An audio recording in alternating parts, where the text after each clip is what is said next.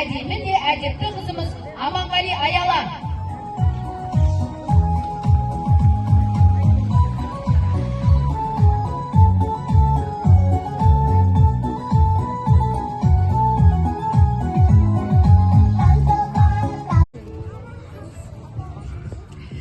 Жеңісбек Ибрахим марапатталады. Ибрахим келе ғой.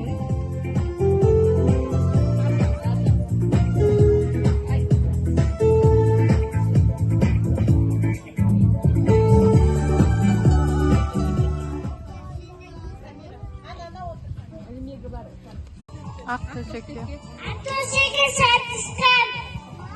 Тамаққа қосылған. Тобымызды жинаған. Бала ойнаған. Тоқым